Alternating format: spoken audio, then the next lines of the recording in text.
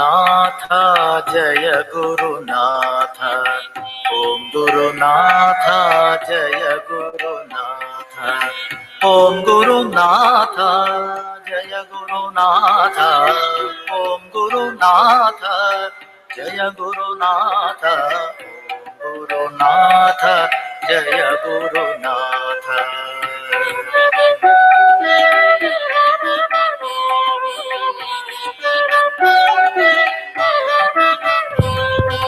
Shiva Gurunatha Swaminatha.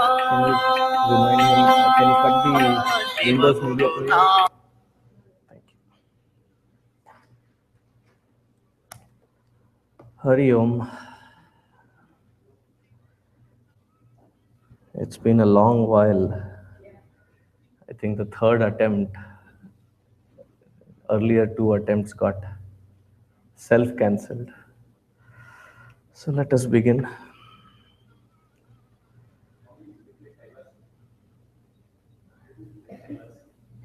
Cold.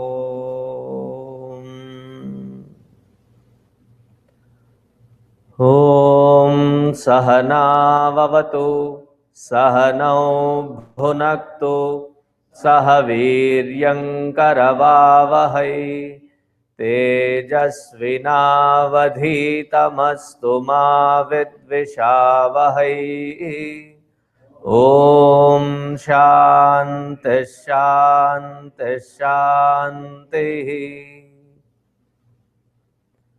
Gurur Brahma Gurur Vishnu Gurur Devo Maheshwaraha Gurureva Param Brahma Tasmai Shri Gurave Namaha Tasmai Shri Gurave Namaha.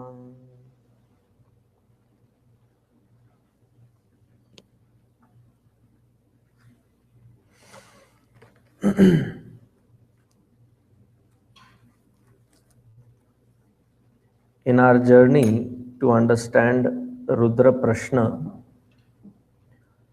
we have gone through the Laghunyasa, then we have also seen up until the 9th Anuvaka.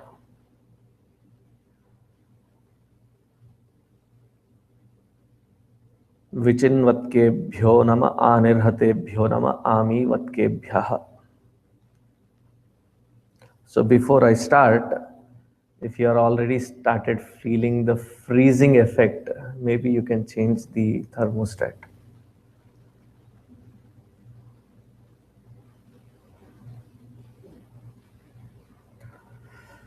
Because everybody is going introverted.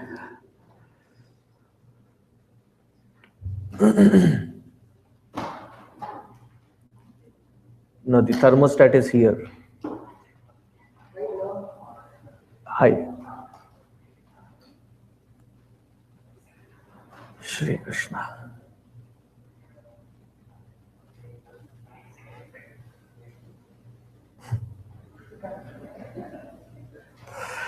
Shri Krishna. We just lost 10 minutes because of some technical issues with the computer and server. Hopefully it is fixed now.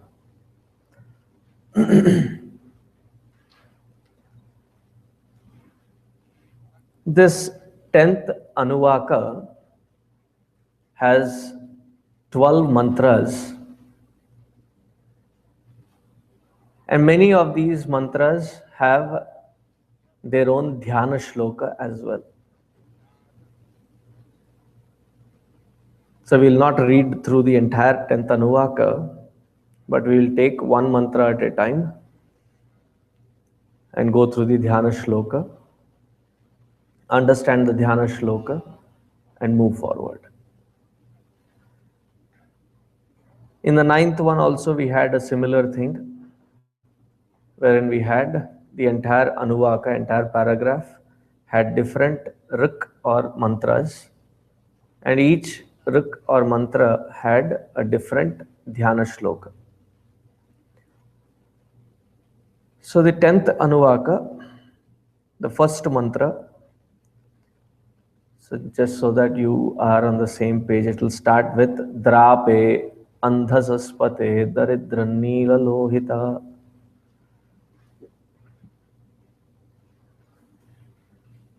Please repeat after me. Drape Andhasaspate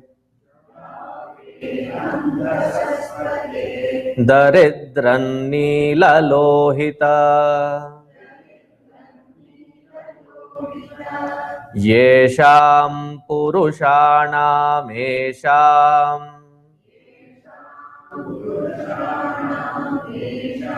पशूनां माभेर्मारोमो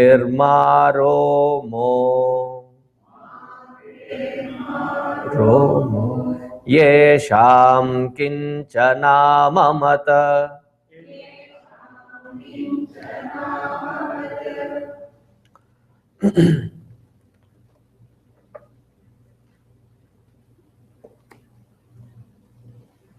This Anuvaka, again continuing with the earlier Anuvaka, where it was the Dakshina Murti Swarupa of Lord Shiva which was invoked. It is a continuation of that similar Dakshina Murti Swarupa and the invocation. So the Dhyana Shloka goes like this. Agulfasita kanchuko damaruka slishtola satkundalaha shuli kunda litashravah sutilako manjukvanaknupuraha nirliptasvaka danta pankikirana shvetah kapardhiharo Devo Bhairava Vesha Bhushita Tanu Dhyeyo Mridani Patihi. Here, Bhagavan Rudra, the Dhyana Shloka is the Bhairava Swarupa. Devo Bhairava Vesha Bhushita Tanuhu. It is that Bhairava form of the Lord which is being meditated upon. So meditating on that Lord Shiva, who is in the form of Bhairava. So Bhairava, the name itself, is Bhikara Swarupa. Bhikara Swarupa, it's a very fearsome form.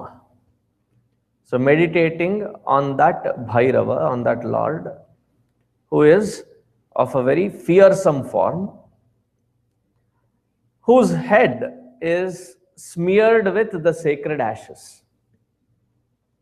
The entire forehead is filled with these sacred ashes.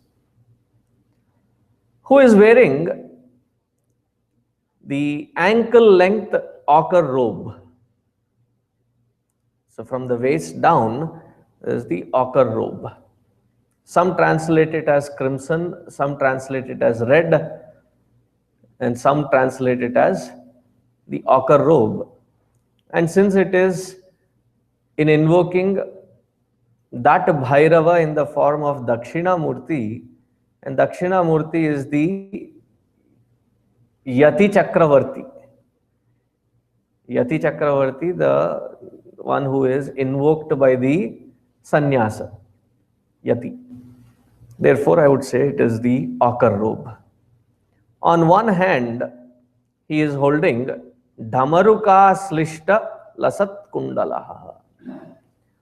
He is having a Dhamaru. In the other hand, he is having Shuli, Shuli the Trishula. And then his ears, he has earrings. And right at the edge of the ochre robe on his ankle, there are these anklets. With the slight breeze, the anklets are making divine sound. They're moving, just making a slight noise, sound. And first time I have seen this kind of description in a meditative, that though when you look at the face and the eyes, it looks fearful, but you focus little lower. How is his face? It is filled with akarna, the smile, which is very broad. And then danta panki kirana shvetaha, and his white teeth are beaming forth as if they were pearls. You look at just the eyes, he looks very fearsome. And you look at his lips, he looks very smiling and beaming forth. He has got a joyful smile displaying the teeth. He has matted hair, the one who removes all the papa, kapardi haro, and he is along with his divine consort Parvati Devi, Mridani Patihi. Parvati Devi is sitting next to him. So thus, when we meditate on this Bhairava Murti, this particular Dhyana Shloka was given by Pulastya Rishi.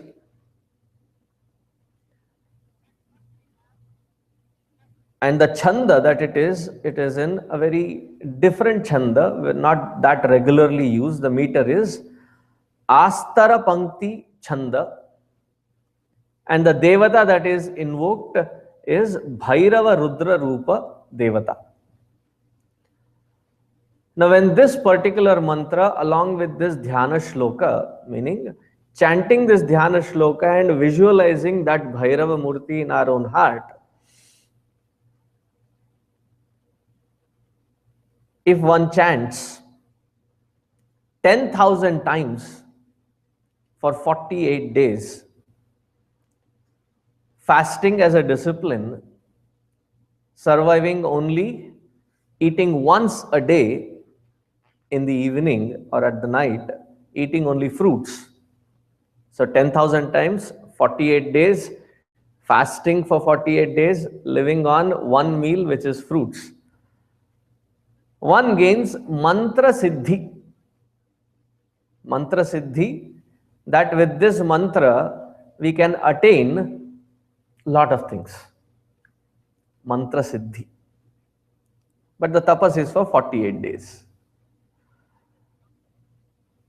And by chanting this, one becomes free of fear of any kinds of creatures or beings on this earth. And they are also relieved from different kinds of jvara, tapa, santapta. Different kinds of jvaras, different kinds of fevers, they get relieved out of it. And they also gain lot of wealth and immense blessings of Lord Bhairava. See, whenever a mantra is to be chanted for a certain purpose,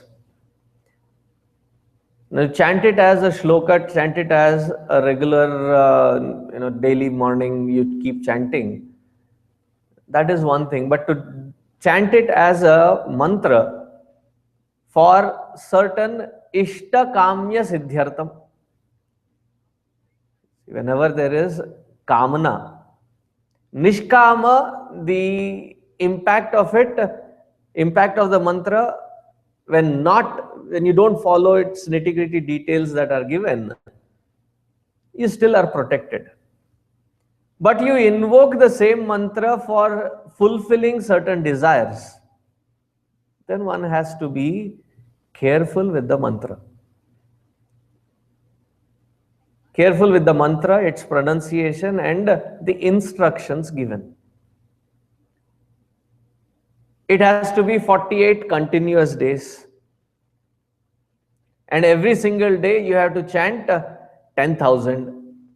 And the 10,000 is not a cumulative 10,000 that I find 1 hour here, 1 hour there, 1 hour there, and then cumulatively I have gotten 10,000. No, it has to be in a single sitting.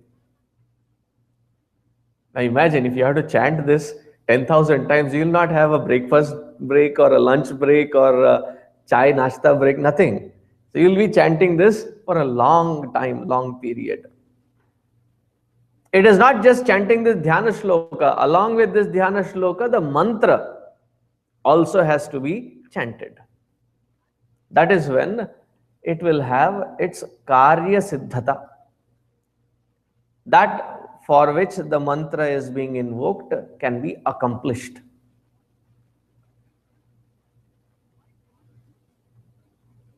Now many speculative minds would say, with mantra what can be done?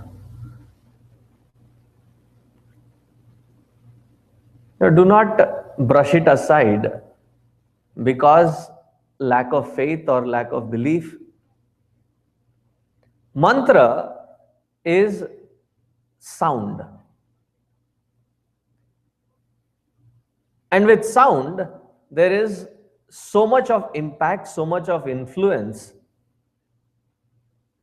that when we are in low spirits, when as simple or as mundane as a song that you hear over the radio, and it suddenly brings in a different mood, sets in a different mood.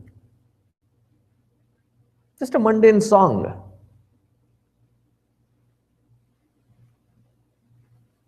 Sometimes the words may not have meaning, but the penetration of that word and the power of the word.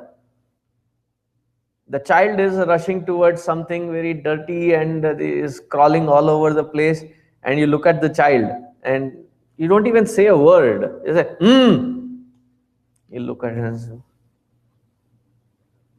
It has that impact. Has got no meaning.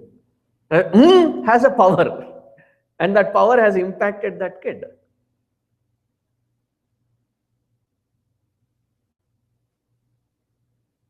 The entire creation, before it got created, there was one primordial sound, and from that sound everything got created.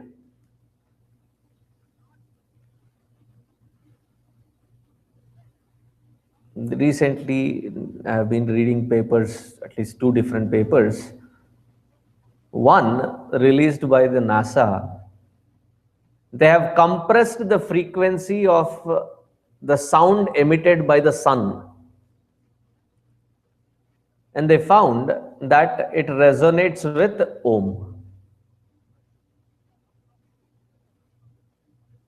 There's another test that there is the diaphragm, and underneath there is a powerful speaker.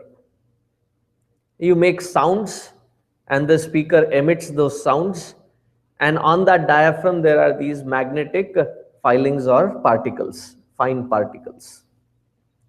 Depending on the sound that is generated, these particles vibrate and then settle down in some shape.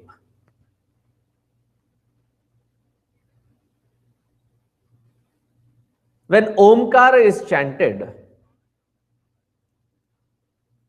right, the particles take a very complex shape, as if designed, as if structured by architect, and it takes the shape of Shri Chakra or Shri Yantra. The sound automatically vibrates these particles and aligns them into a Shri Chakra. So don't take mantra too lightly. The impact of it is very deep. Physical, emotional, intellectual, and spiritual level, it regenerates itself into the most positive possibilities. So this particular mantra, I have given you the benefits, and if anybody wants to try,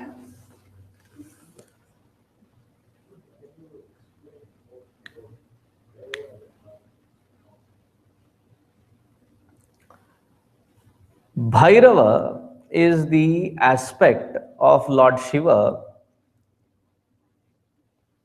when he has taken the Rudra form.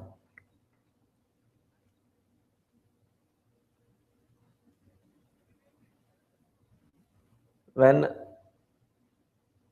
Parvati ji, he gets the news, not Parvati, when the Sati form, he gets the news. Then from his jata, there was an aspect of him released into the Daksha Yagna. What was left of him is the Bhairava form. One aspect of him was sent to the Daksha Yaga. What was left behind was that fearsome form, which was Bhairava. And having lost Sati, he was a Virakta, moving around the entire earth. Just to accompany him, the Vedas took the form of 4 dogs. 4 Vedas took the form of dogs. And they followed him all along.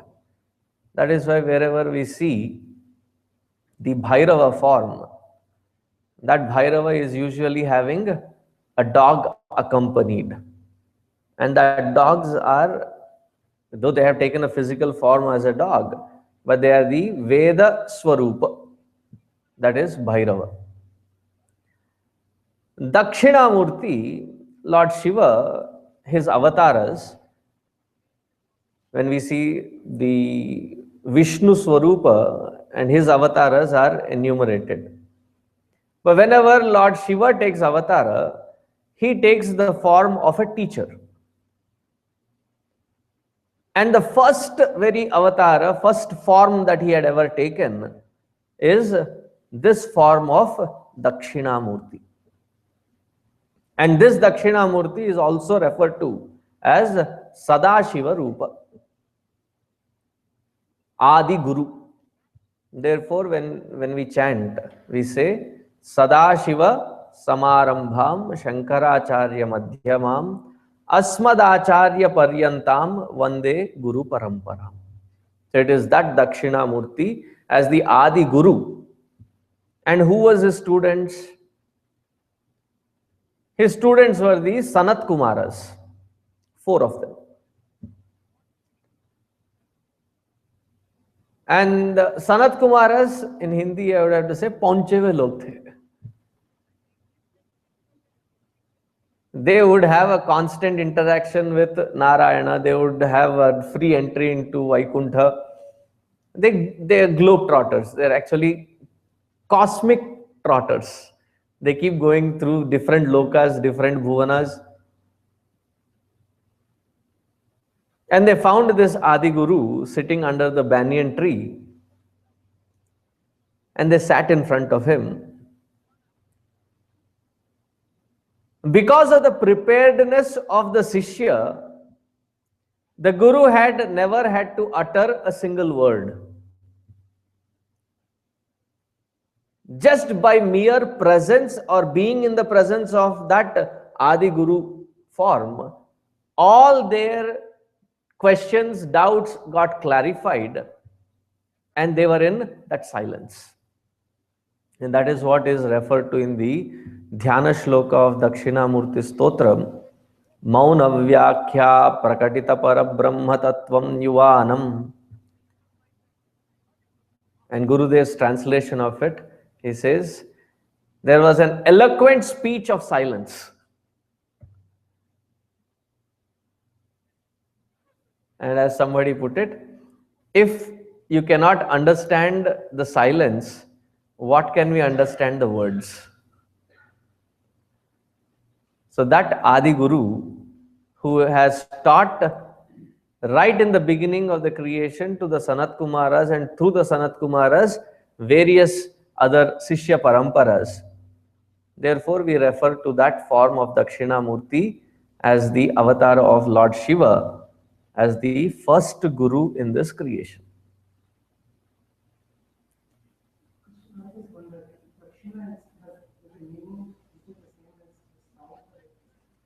Dakshina has got a lot of meanings.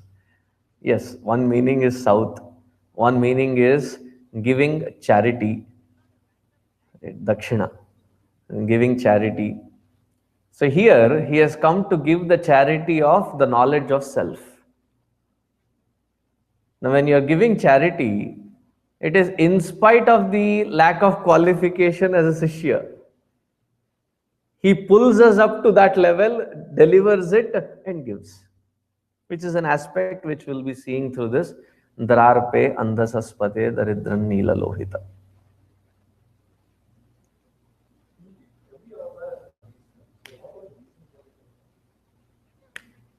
To not just create, the reason for this avatar is not just to have the creation, but in that creation have a lineage of teachers who could teach the masses, who would teach the jivas the right path to that Paramatma, Parameshwara. Now, getting back into the Anuvaka first mantra. Drarpe andasaspate daridranila lohita yesham purushanam esham pashunam ma bhermaro mo esham kinchana mamata. Drarpe. Drarpe. Drapa. Drapa means the Lord who bestows upon us the undesirable result.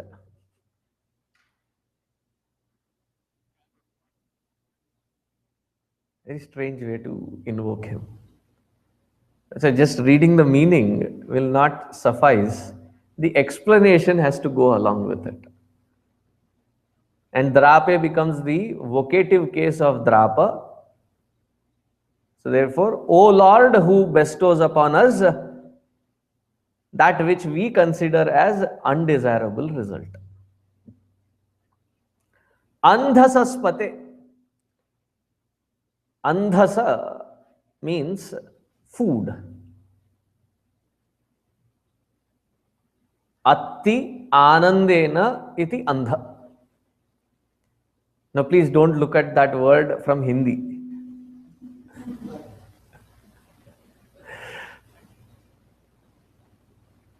That which is consumed, that which is eaten, food of different kinds and forms. Food need not be just on the table, on the plate, and the edible kind. That which we see, the forms are the food for the eyes. What is the food for the ears? Sounds are the food for the ears. What is the food for the nostrils? The smell. Food for the tongue? Taste. Food for the skin? The touch. So different kinds of food. Don't we say food for thought? Something which is inspiring, something which is directing our attention to something higher and nobler. I say that is food for thought. So as we require food for physical, we require food for emotional level. It has to also be nourished. So all different kinds of formats of food, all of them put together is called andhasa. And the Lord who is expressing in the form of these food. Daridrata. Daridrata. He who himself does not have any possessions.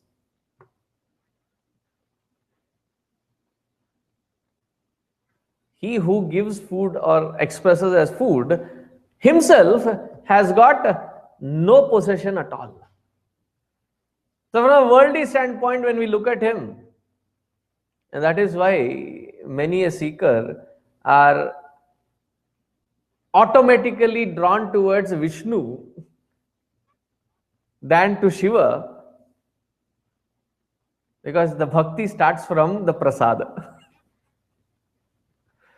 The first step of bhakti is prasada bhakti. When you go into a Vaishnava temple, every day you get different kinds of prasada. You go to a Shiva temple, all that you get is the Abhisheka water and little bhasma. So right from childhood, we are conditioned to go to Vaishnava because Shiva doesn't give anything. He doesn't have anything. As they say, Vishnu alankara priyaha. Vishnu loves to appear in a most groomed, manicured way. Whereas Shiva, abhisheka priyaha. All that he loves is abhishek. So from the material standpoint, he looks like a Daridrata, a bhikshu who has no possessions at all. One form is that he becomes food for everyone. On the other hand, he displays a complete vairagya, that he has no possessions and he carries a bhiksha patra around. Neela Lohita, the one who has both blue and red color pattern. When we go through the meaning, we'll go to that. Yesham Purushanam, of all these beings. Yesham Pashunam, of all these cattle or animal. Ma Bhehi, may you not frighten us.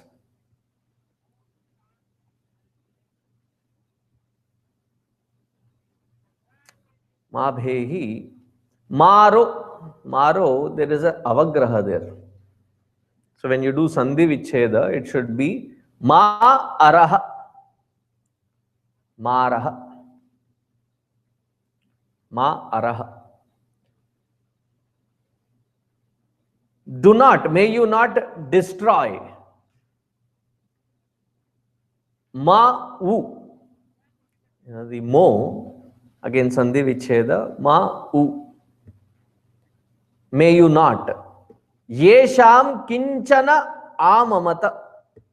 Of these beings, of these cattle, may you not, kinchana, any of them, may you not afflict them with diseases and sickness.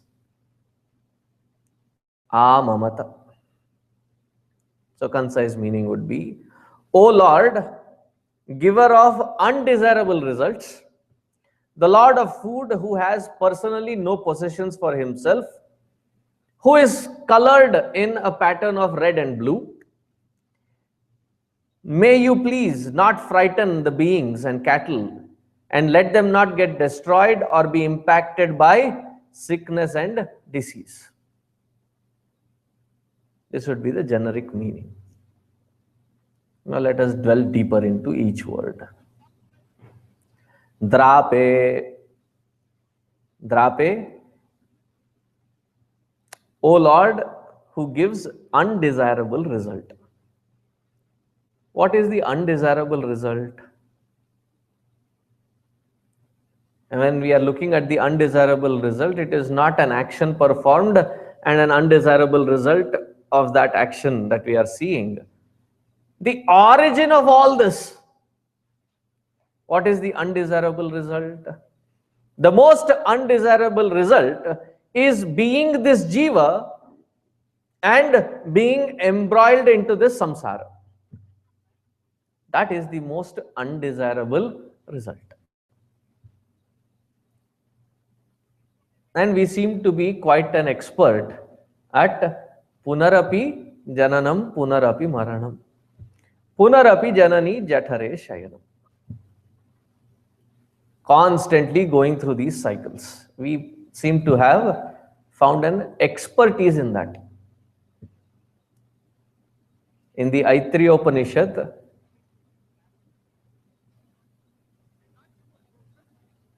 the Jiva is praying to the Lord. The Jiva has lived there for the entire period, 9 months. And now the time has come for that Jiva to be ejected out into the world.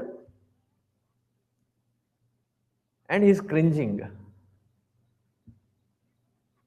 And it is a very difficult position for the Jiva. To stay in that womb has been narakapraya for that Jiva. I'm not talking from the mother's standpoint, I'm talking from the Jiva standpoint.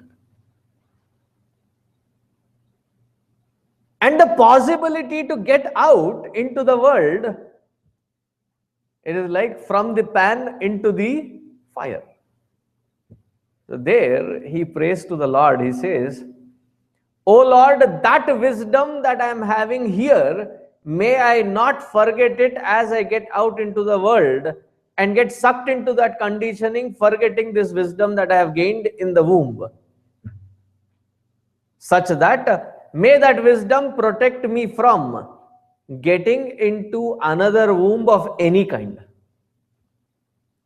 May I get the wisdom to take me. Dhiyo yonav prachodayat. May it lead me. May that wisdom lead me beyond all these limitations of samsara."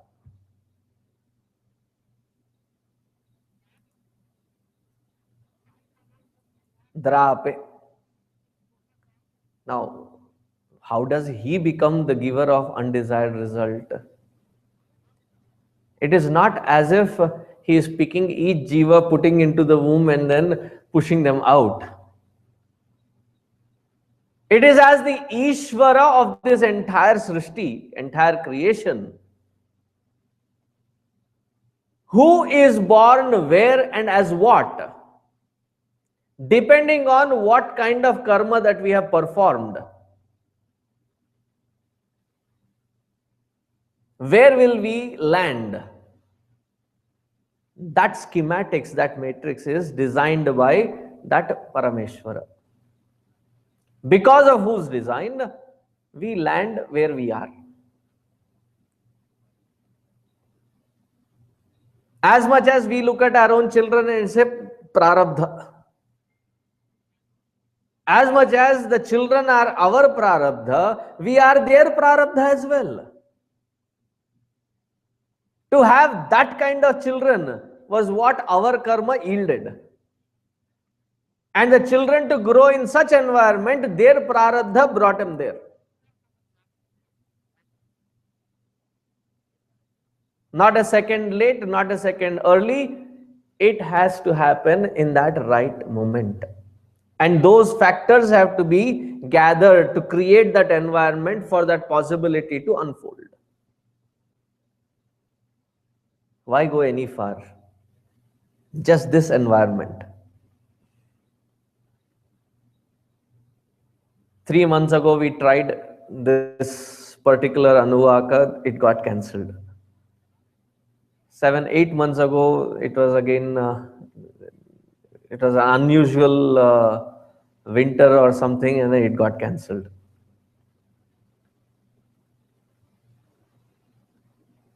And having organized that, I don't even know who would have attended it. But for these many jivas to be in this room, maybe in the last 1 year, this combination, this possibility would not have happened. And now that this possibility is assembled, it is all gathered together, that there is an opportunity to understand the 10th Anuvaka. Not a day earlier, not a day later. If you go into further details into this very experience, each one of us had to be born wherever we are born, grown wherever we have grown, settled wherever we are, and to find, coming together. Isn't it strange? Each one of us born somewhere 10,000 miles away. Yanked out of that origin, we are now settled here. And because you are settled here, my prarabdha pulled me here.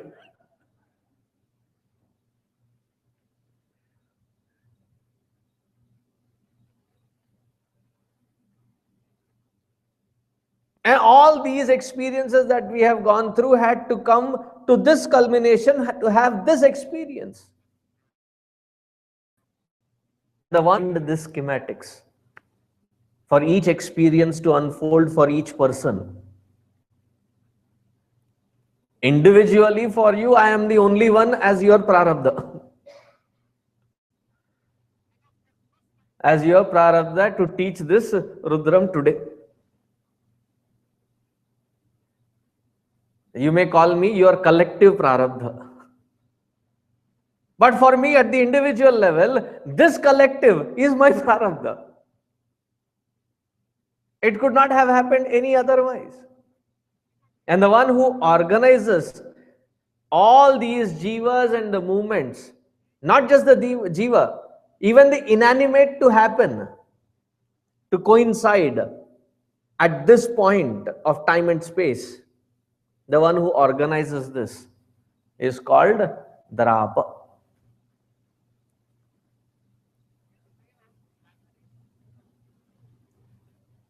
This entire life of repetitive pattern, cyclical pattern, do we really want to get into this cycle again and again? Undesirable. But to happen in this pattern, who has designed it? He has designed it. But how does it unfold? That is in our hands, not in his hands. He is just the provider, the environment, so that with the patterns that we are coming, the environment is provided. That's all. That who provides the environment is called Drapa. Drape, Andhasaspate. Andhasaspate, as I already said, Andhasa means all forms of food, physical, psychological, spiritual food, nurturing. It is he alone expressing. What does it mean? Now when we zoom out and look at this particular word, Andhasa, with a totally different mindset. It is not the individual interaction of the organs of perception and action with the world and the food that it craves for.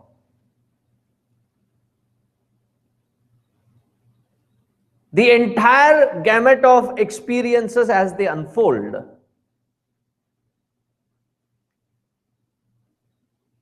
isn't it our karma phala?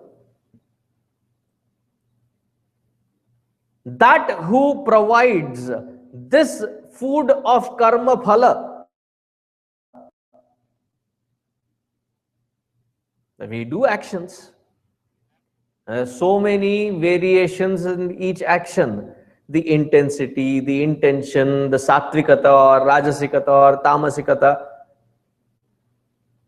and how alert we were, how dedicated we were, how selfless we were, or how selfish we were. With all these variations, whatever we have triggered, for that to yield a result, anna bhogat eva. Anna is to be enjoyed or to go through that bhoga. How does that bhoga unfold itself? Because the same Ishvara who provides the drapa, the cycles of birth and death, is the one who is providing custom-made, tailored experience for each one. So what am I praying here? What am I invoking here, O Lord, who provides me with my karma phala as my prarabdha unfolding as this present moment, may you provide the sequence of karma phala in such a way, because it is assigned by you, that this karma phala yields jnana dharma anukulinam. That going through this experience, it helps me align myself to the dharma, reveals jnana, gives me the ability to grow, rather than it becoming jnana dharma pratikulinam. Anukula, pratikula. The same experiences with a different sequence can unfold, and I can get away from dharma, away from jnana. I don't need to get any further away from jnana because I am already so far away in the ignorance. I don't want further to be deviated away from you. Therefore, provide every experience in such a way that it helps me mature, grow, and align myself to you. And the prayer is also indicating one more thing. I am not asking you to change my life, change my experience, change the things around me or people around me. I don't want you to change any. They are the result of my karma, and I am ready to own my responsibility. I am ready to go through it. Provide my buddhi in such a way that that which is inevitable and I have to go through, that I go through it to become a better person and not a bitter person. Life and experience are inevitable. We have to go through it. Having gone through it, how do I come out of the experience? A better person or a bitter person? I become a better person if that karma phala as it is unfolding helps me gain that jnana, align to that dharma, and takes me towards you. That karma phala is, having a spouse, having children, having a job, or not having any one of these. Whatever be the experience unfolding, may that help me to align myself to you. There were these two masters. There was this period in Maharashtra wherein there were like saints almost in every street. Gali gali mein ek sant hota tha. They were all like contemporary. Jnanadev, Tukaram, Eknath.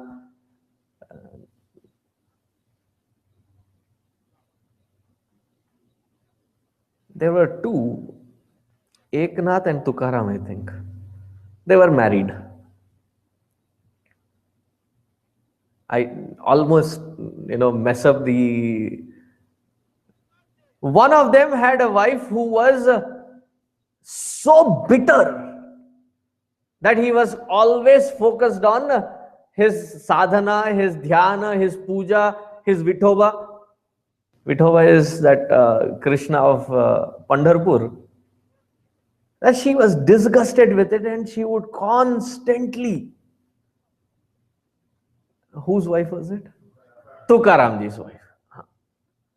And he would sit in front of the Lord and say, thank you, God, you have blessed me with such a wife, which makes sure that I don't get entangled in this samsara because of her constant nagging and pricking.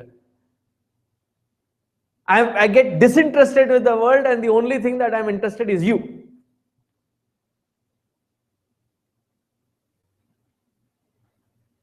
Now, Eknath, how was his wife? She was such a docile, helpful, sahadharmacharini, truthful. that before he woke up, she would wake up, arrange for his puja, arrange for his upasana, get things aligned, and make sure that his contemplation, his bhakti is never wavering with the unnecessary mundane responsibilities. She would shoulder all that, give him his room so that he focuses only on the Lord. And he in turn, he would say, Lord, thank you for sending this wife. Because she has shouldered all that responsibility, it gives me room to focus only on you, nothing but you.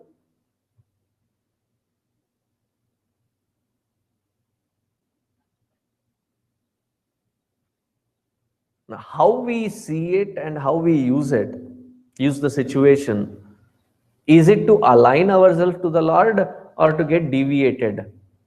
That choice we have to make. Being in this ajnana, I may lose focus.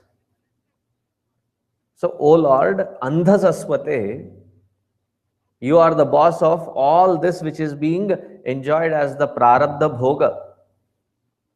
Provide it in such a way that my buddhi always uses it, not to run away from it, but to go through it so that I acquire jnana, align myself to dharma, and walk towards you every step of the way without losing focus.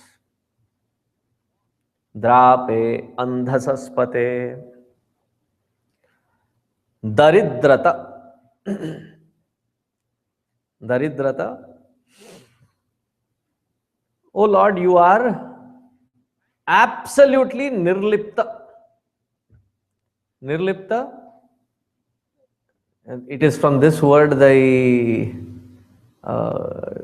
cutlery ware that came, nirlep. What do you call that? Non-stick.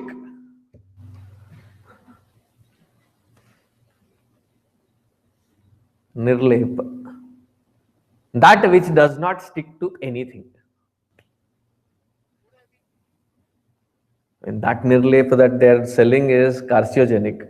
Here he is completely natural and settled inside within, undisturbed. Nirlipta. So nirlipta that it does not matter how the external surface is, because internally you are abiding in the highest.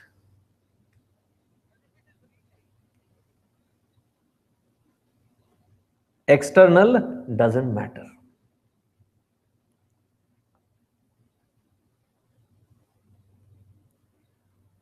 Continuing from the andhasaspate, that you are the karma phaladata, and whatever I am facing today, it is because of my own actions. You are just revealing in a timely manner whichever karma whenever it has to unfold. And since I have requested or asked or invoked in the earlier prayerful word, andhasaspate, that may this karma phala unfold itself, that it becomes jnana dharma anukula.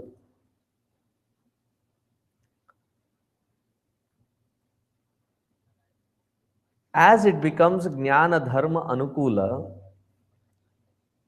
make me, bless me, that I become like you, daridra of the highest order. What daridrata are we talking about? Daridrata means shunyata. The cause which triggers every karma. There is a stockpile of vasana. Make my existence free of, ridden of all this karma vasana. Make me karma vasana daridra. Because as long as these vasanas, these impressions are there inside, there will be constant agitations. We may pass our time trying to qualify that vasana as good vasana or bad vasana. However good that we may have defined it as good, it is still a shackle. If somebody says that instead of rotting in a prison which has no light, no air,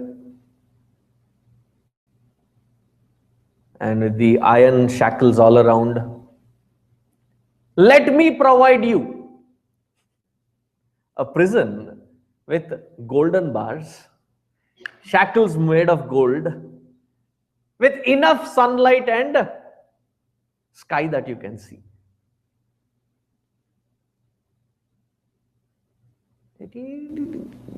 It is, whether it is gold or iron, it is still in shackle.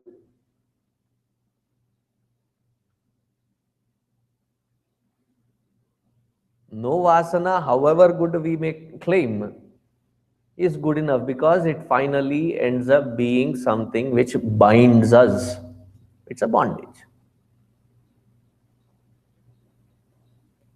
The entire pile of that vasana make me daridra. Make it. It's the same thing like even Hanuman Chalisa, Tulsi Das ji says, Harahu kalesa bikar. Given an opportunity, I will not be able to remove it because you are a monkey and to snatch away is your habit. Therefore, when I may be sleeping or not looking this side, you snatch it away from me. A similar concept. May I not leave any trace of vasana going through my karma phala, that which becomes the cause for another birth, another cycle.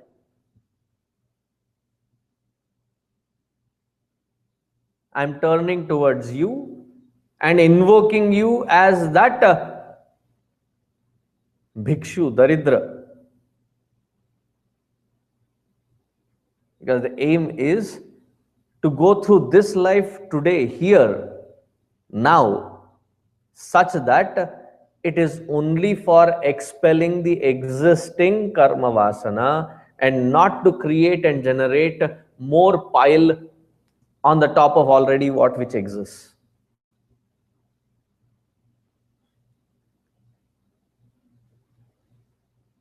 They are all connected. Though they are separate words, the theme that is being conveyed is very connected. What did he say when he invoked Andhasaspate? That you are the one who provides the karma phala data. Provide it in such a way that it is jnana dharma anukulina. That it is what invokes jnana and aligns me to the dharma and takes me towards you. May my karma phala, all the vasanas, as I am expelling them,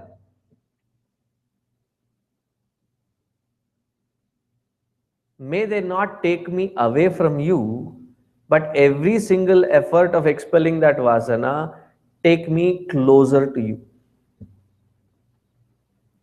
How close?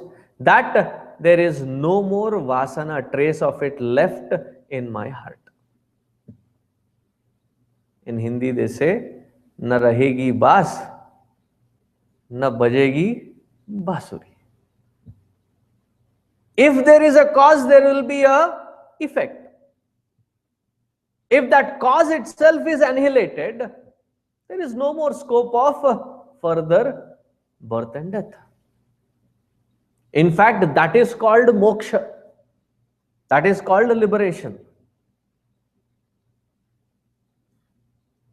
See, when you get out of the hospital, they say you are discharged. When you get out of the prison, what is the specific word used? It is not discharged. You are released.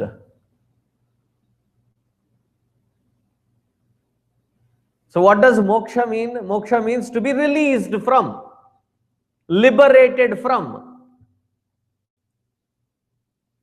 Liberated from what? liberated from the stockpile that which I have collected so patiently over these many lives.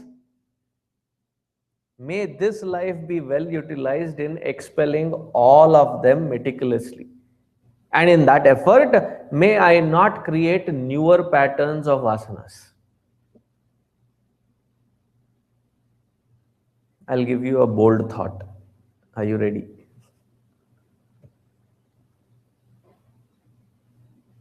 If the purpose is understood, and that is the bottom line for every shastra, every scripture, that is the purpose. Every mantra.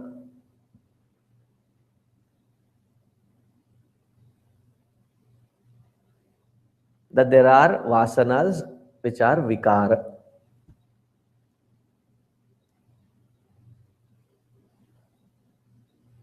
Then we are expected to invoke samskara.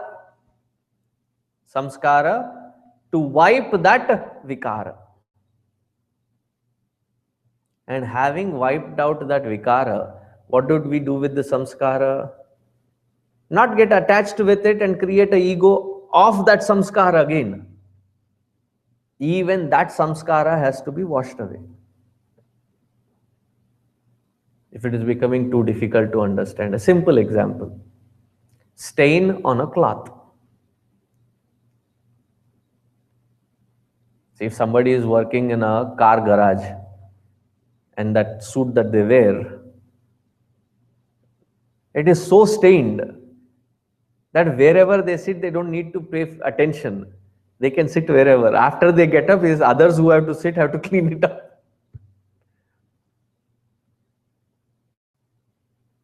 If you are wearing a pure white cloth, or and there is this one little mark, instead of putting the cap on the pen and putting it in your pocket, you thought you put the cap on the right side, but it was on the other end and you put the pen inside. By the time you realized, there was a kahin daag na lag jaye. Daag, there's a big blotch of that ink.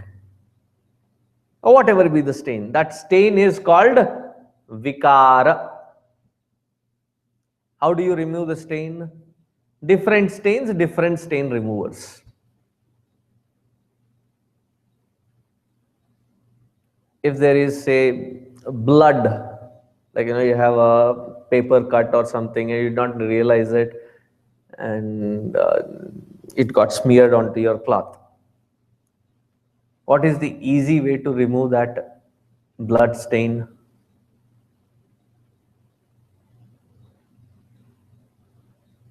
You will be surprised with the solution. The saliva, you apply it and the stain gets removed. Then you can wash it away and becomes clean again. That is why you have to come to satsang. You will get a lot of tips.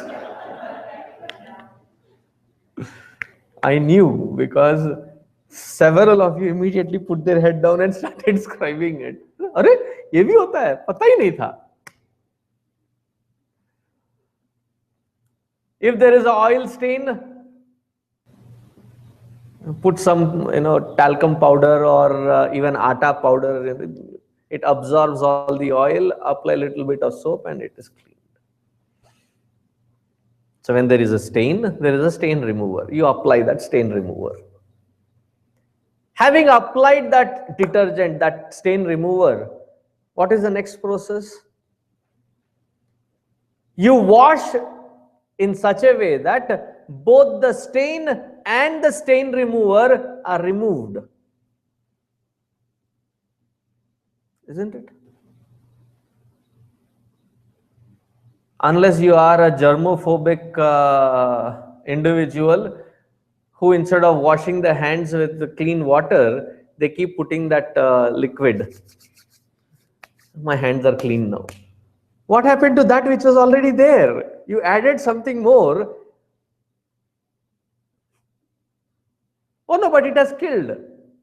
Okay, that killed whatever death pattern that you have created. That has to be removed also, right? Oh, you don't need to worry about it.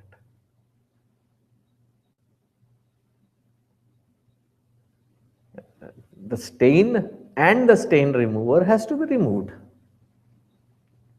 Another important point. When you throw that cloth with the stain and the stain remover added in, the first set of water that it gushes out, how is it?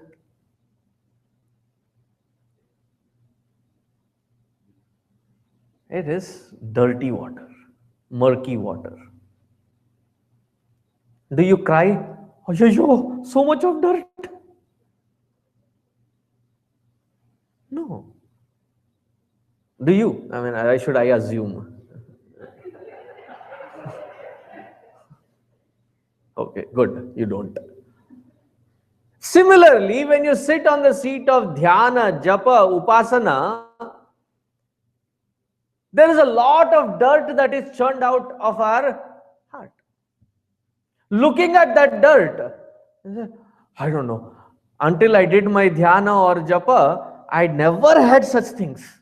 Now that I have started, so much of khalbali, so much of disturbance. We are in love with the dirt. Sit there.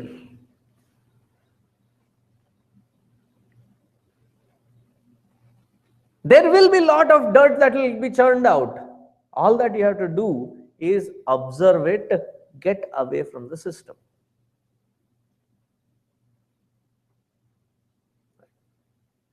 Now, another point, the bold one which I started to say. The samskara and vikara. Do we need to have a goal and a vision if the purpose of life is to clean this up? Instead of adding any further vasana or any other further new pattern, to be so consciously living that the existing patterns find an avenue for its cleansing. Nothing else need to be done. That is the primary responsibility. Churn on that thought. It takes a lot of courage to understand that thought.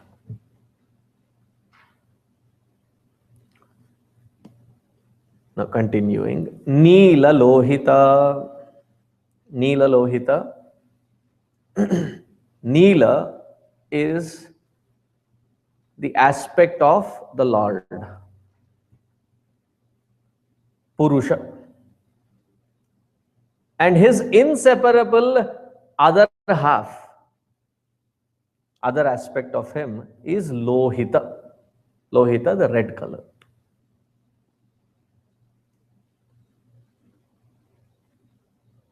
For our understanding, the rishis may have described the Lord with the consort Devi or Devis separately. And now we get confused. No, we get jealous. I have been questioned this by so many times. We are expected to follow monogamy. How can the gods have polygamy? It is not fair. What kind of a message is being given to humanity? Blah, blah, blah. I've been asked many times this question. First, on a jovial level. Baba, don't be so jealous. You can't handle more than one.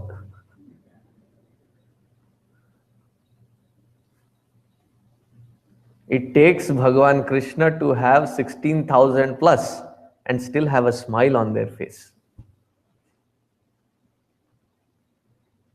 When we see these Devi Devatas, it is not like the human relation of a husband and a wife, but it has to be seen with a different light. All the Devis are called Shakti Swarupini.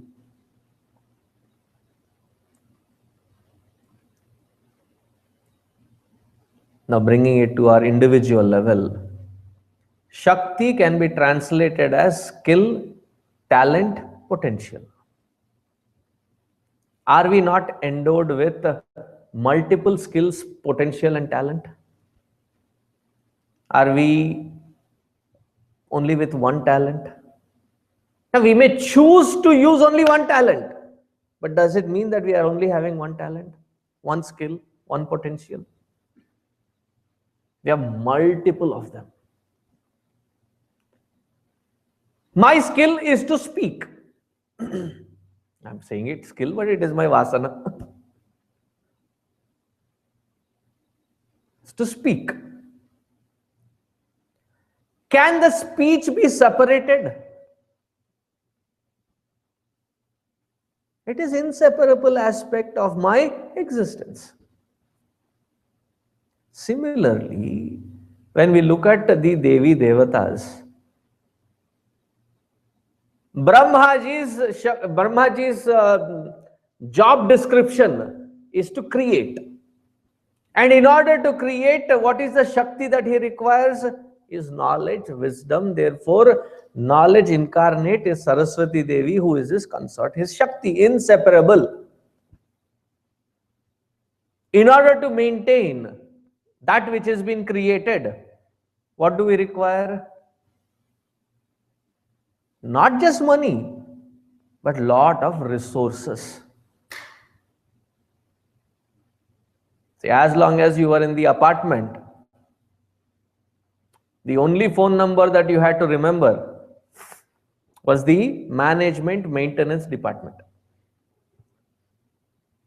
Give them a call, tell them that carpet or dishwasher or I'm sure when you got into your apartment, almost everybody has this story that they put in that dishwasher the soap to wash the utensils, to clean the utensils. That soap was put.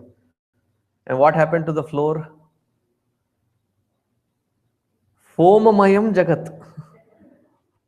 It foamed out and it got all busted. The only phone number that you had to remember was maintenance. Call them, they'll come and fix it. Any wooden problem, call them. Electric, faucet. As you move to your new house, you've created a new house. Don't you have to have lot of resources and connection? You have to know a plumber, you have to know an electrician, you have to know a AC maintenance guy, you have to know somebody who does the heater, who does the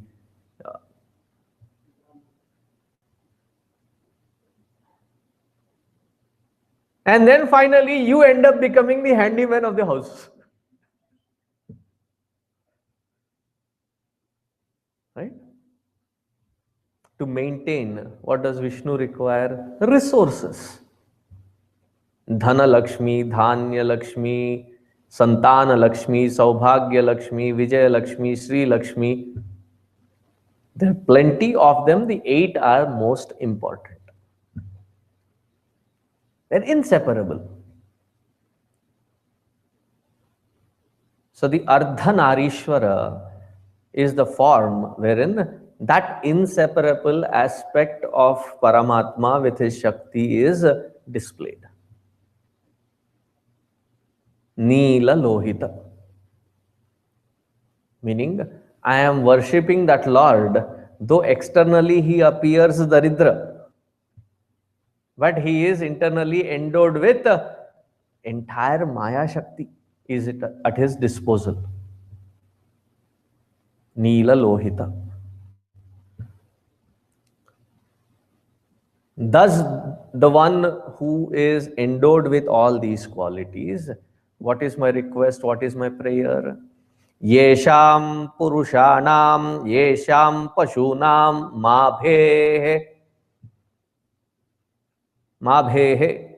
May they not be frightened.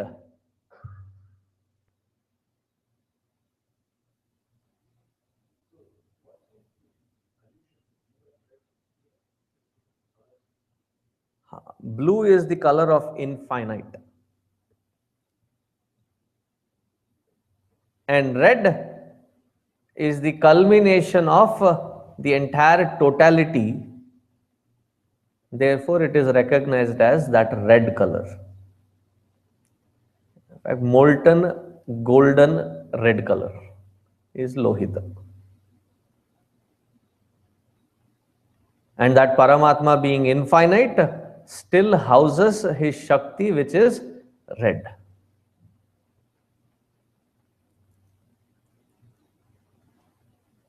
Yesham Purushanam Yesham Pashunam Ma Bhehe.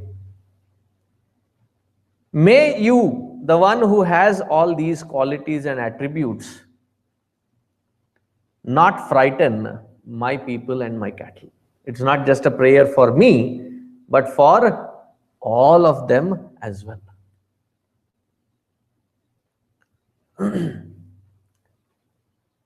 May they not be sick. Kinchana ma araha. Let them never be impacted by destruction, disease, or sickness. May you always bless. Now, connecting the dots through this mantra, which is by Vishnu Suriji, Bhatta Bhaskara, and various other commentators. This is the thought in crux. Drapa also means mud, slush, or कीचड़ कहते हैं ना. Drape, the one who is engrossed in such कीचड़. कीचड़ of what? Maya Rupi slush.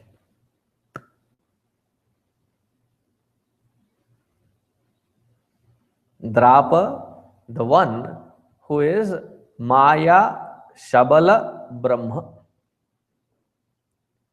The one who supports that Maya even in her expression of multitude of this creation.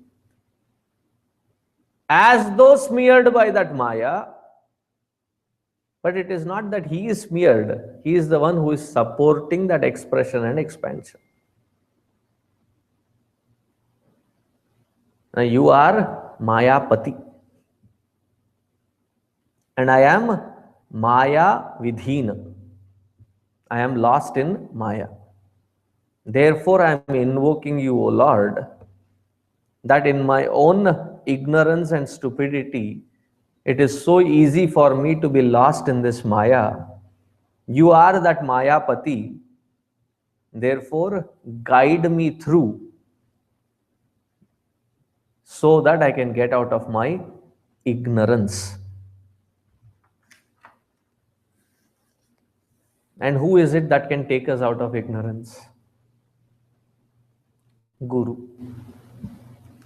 Therefore, Drape is the invocation of that Guru, Dakshinamurti, Adi, Swarupa.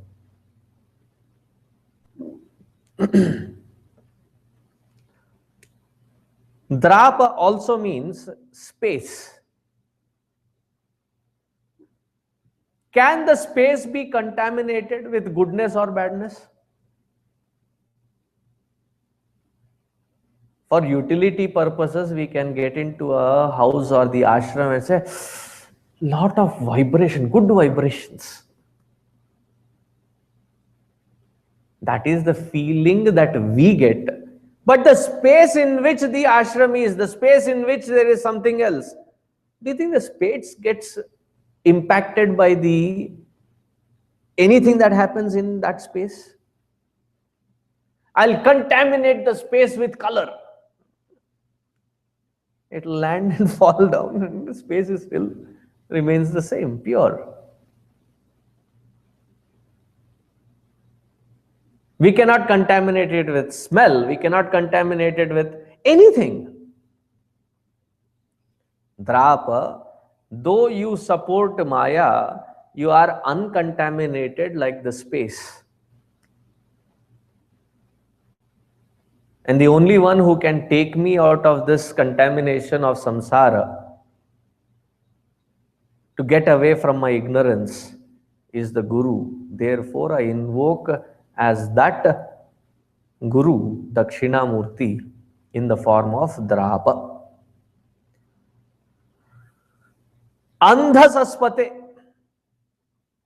Andhasaspate, the one who is the Ishvara of my prarabdha, as to how each prarabdha has to reveal, as that Ishvara, as that Guru, give me enough guidance to go through my prarabdha, that instead of running away from my prarabdha, I take on my responsibility and face through my life to get through, get across, to gain that jnana, wisdom and maturity.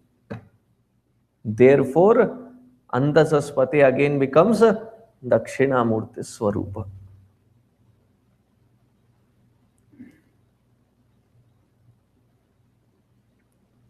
Daridra.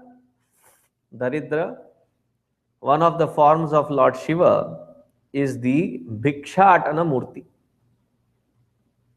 Right? And when he takes the Guru Rupa, here again he takes the avatar of various gurus, and it is said in Shankara Digvijaya that Adi Shankaracharya ji was the expression of Bhagavan Shiva himself. So what form did he live? He lived as a Bhikshatana. So even in that Bhikshatana form, it is that Guru, Dakshinamurti alone, who is invoked and worshipped.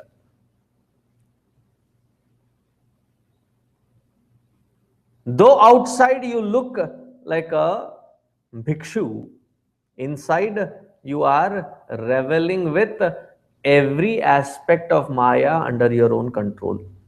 Neela Lohita. Because Maya cannot exist all by herself. Though we sometimes define, I don't know if I believe in these forms, but I believe there is some supreme energy. That's a very half-baked statement. Because energy, meaning Shakti, cannot exist independently. There has to be a Shaktiman, the one who can modulate that Shakti for purposeful utility. And you are that Neela Lohita. That Neela which consumes the Lohita and expresses it by supporting it. So just because I have said you are Bhikshatana, Daridra Murti, it doesn't mean you don't have. You have every aspect of it under control. Therefore, in that form of Dakshinamurti, Pashunam, Purushanam, Pashunam, all living like as if we are Pashu. Who is a Pashu? Pashyati iti Pashu.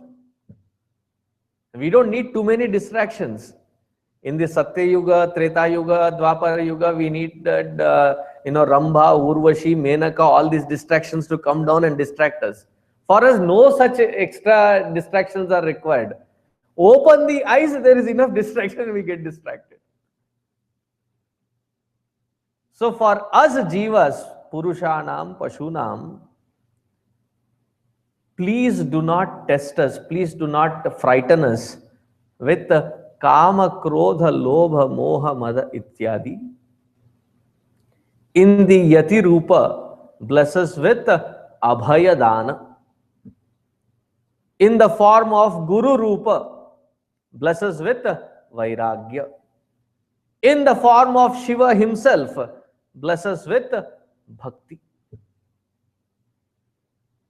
May you not strike us with the samsara chakra, wherein we get forsaken by you and we become bhayatrasta, vairagyahina and bhakti vihina. Therefore, O Lord, in the form of Dakshinamurti, we invoke you to give us this Dakshina. What Dakshina? See, though he takes the Bhiksha form, what is he taking as Bhiksha? Our Ahankara. And what is he giving back in Dakshina? Brahmanandakara. That supreme bliss. So as that Dakshina Murti, I invoke your blessings and grace so that I can get through my karma phala, I can get through my samsara, I can get through this maya, various standpoints. And you are my only solace. Do not forsake me. Because in the earlier part of Rudram, right in the beginning, it says, oh Lord, I'm scared of you. Oh Lord, I'm afraid of you. Don't show me, don't look at me like that. Don't get that trishula, that sharpened arrows. He was scared of the Lord. And now that he is owning up the responsibilities, he is not scared of the Lord, but instead, what is he asking? He is not even asking, take away my prarabdha, but saying, give me the strength to go through it so that I can come align myself to you at your feet alone.